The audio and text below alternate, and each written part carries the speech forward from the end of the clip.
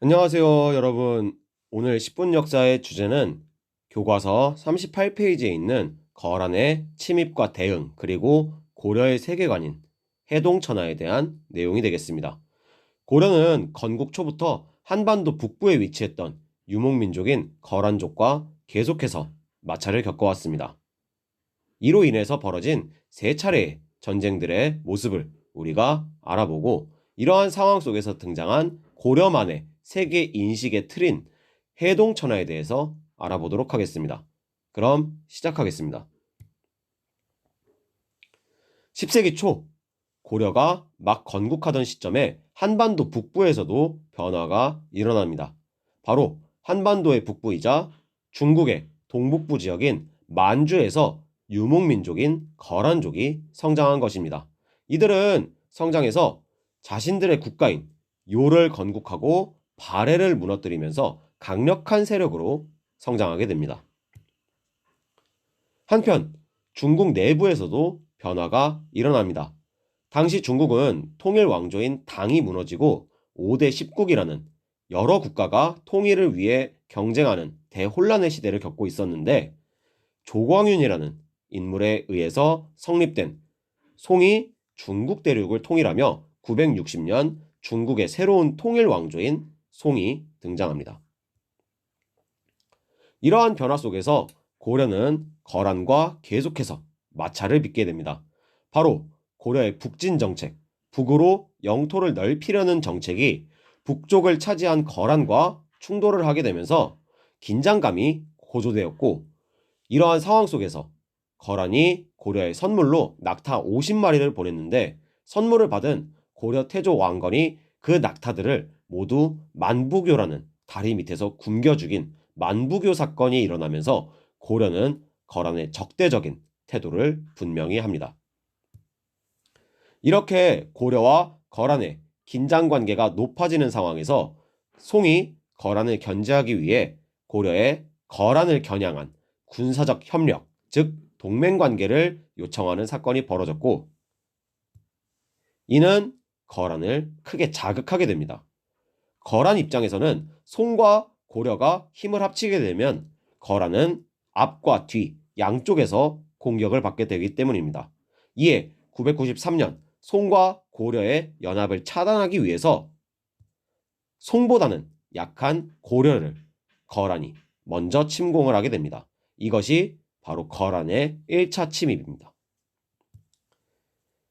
침공해온 거란군은 안용진의 고려군이 강력하게 저항을 하면서 진격에 어려움을 겪게 됩니다. 이에 거란이 회담을 제의하게 되고, 이에 거란 대표 소손영과 고려 대표 서희가 전쟁을 끝내기 위한 회담을 개최하게 됩니다.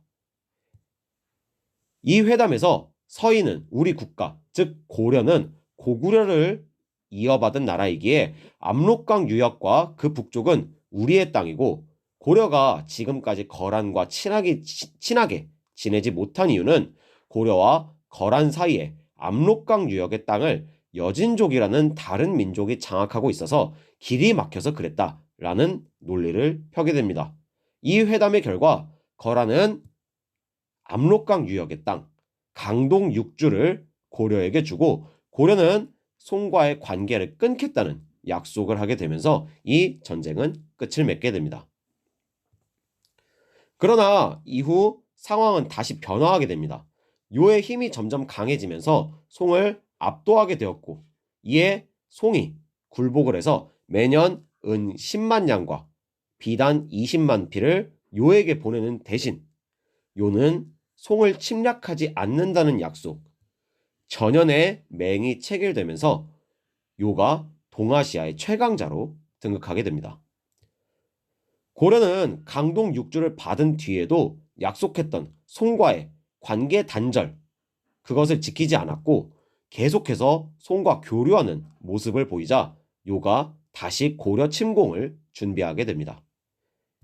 이 와중에 고려에서는 강조라는 장군이 정변, 즉 쿠데타를 일으켜서 목종을, 당시 고려왕인 목종을 살해하는 사건이 벌어지는데, 1010년 기회를 엿보던 요의 성종이 대역죄인 강조를 처벌한다는 구실로 다시 고려를 침공하게 되니 이것이 바로 거란의 2차 침입입니다. 이번 요의 공격은 강력해서 고려 왕이었던 현종은 수도인 개경을 버리고 남쪽으로 피난을 가게 되었고 이 피난길에 갖은 고생을 하게 됩니다. 또한 고려의 수도 개경이 요에게 점령당한 뒤 파괴되는 큰 피해를 경험하게 됩니다. 고려는 결국 현종이 요의 친조, 즉 직접 가서 사과를 한다는 조건으로 강화를 맺으면서 이 2차 전쟁이 마무리됩니다. 그러나 고려는 그러한 약속을 지킬 생각은 전혀 없었고 현종이 아파서 못 간다는 통보를 요에게 보내자 약속을 받았던 요의 성종은 극대노하게 됩니다. 열받은 요의 성종은 약속을 안 지켰으니 우리가 줬던 강동 6주를 내놓으라는 편지를 고려에게 보내지만 이 편지에 대해 고려가 답장조차 하지 않으며 쿨하게 씹어버리자 1018년 세 번째 침공을 하게 됩니다. 이번 요군의 전략은 빠르게 개경을 함락해서 빠르게 전쟁을 끝내자는, 롤로 치면 빠르게 넥서스를 부수고 끝내자는 백도어 전략을 구사하게 됩니다. 이러한 요군의 전략에 맞서서 고려군 총지휘관이었던 강감찬은 요군의 진격 속도를 늦추기 위해서 길목길목마다 숨어서 계속 습격을 하고 적의 식량을 떨어뜨리기 위해 진격로에 먹을 만한 것들을 싹 없애버리는 청야전술을 실행하면서 지연전을 벌이게 됩니다. 결국 개경에 다다르지 못하고 그 앞에서 요나라 군대, 요군은 철수하게 되는데 이 철수하는 요군을 고려군이 추격을 해서 귀주에서 대승을 거두게 됩니다. 이것이 유명한 귀주에서의 큰 승리, 귀주대첩이라는 승리가 되겠습니다. 이것으로 요의 3차에 걸친 침입이 끝나게 됩니다. 이러한 국제관계 속에서 고려는 독자적인 세계 인식, 즉 천하를 바라보는 관점인 천하관을 가지게 됩니다. 이렇게 고려는 중국이라는 거대한 세계 속에 포함된 작은 세계가 아닌 고려는 중국과 다른 세계, 즉 다른 천하이며 중국의 황제가 하늘의 명령을 받아 중국 세계를 다스린다면 고려를 다스리는 고려의 왕, 군주도 하늘의 명령을 받아 고려라는 또 다른 천하를 다스리는 대등한 존재라는 인식을 가지게 됩니다. 이에 대해서 고려 가요인 풍입송을 보면 고려 왕을 해동의 천하를 다스리는 해동천자라고 지칭하고 있습니다. 이러한 고려만의 다른 천하라는 세계관을 해동, 중국에서 바다 동쪽에 있는 천하, 해동천하라고 하고 있습니다. 그러나 고려는 이러한 자존심 강한 독자적인 인식 속에서도 국제관계에서 불필요한 충돌을 방지하기 위한 방법을 쓰기도 합니다. 외부에 가서는 왕이라고 하지만 내부에서는 황제라고 하는 외왕내제라는 실리적인 외교 자세를 보이게 됩니다. 예를 들면 황제라고 칭하는 강력한 대외 세력에 대해서 고려도 황제라고 자존심을 내세운다면 고려를 굴복시키기 위한 전쟁을 그들이 걸어올 위험이 있습니다. 그렇기에 고려는 이러한 전쟁의 위험이 있는 강력한 대외 세력에게는 형식적으로 왕을 칭하면서 낮은 자세를 보였습니다. 이것이 외왕입니다.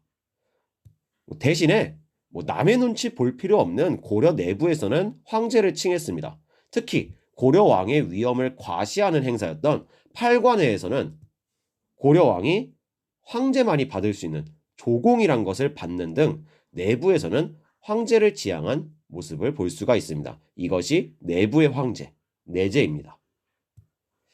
또한 때에 따라 고려는 송에게 송을 천하를 다스리는 황제로서 인정한다는 표시의 예물인 조공을 보내고 그 답례로 송은 고려의 고려왕이 고려를 다스리는 것을 중국이 허락한다는 표시의 책봉을 내리면서 형식적인 외교관계, 조공책봉 관계를 맺기도 했지만 거란과도 이러한 조공책봉 관계를 때에 따라 맺기도 하면서 고정되지 않은 유연한 외교술로 실제 이익, 실리를 추구하였던 게 바로 고려 전기의 외교 관계의 모습이 되겠습니다. 자, 이 파트의 중요 포인트는 다음과 같습니다. 첫 번째로 10세기 초의 국제 관계가 있겠고요. 그 다음에 두 번째로 강동 육주가 어디에 있는지, 그리고 귀주대첩은 어떤 승리인지 여러분들이 간단하게 알아보셨으면 좋겠고, 여러분들이 처음 들어볼 만한 해동천하의 의미에 대해서 우리가 잘 알아보면 좋겠습니다. 오늘의 10분 역사는 여기서 마치겠습니다. 고생하셨습니다. 안녕.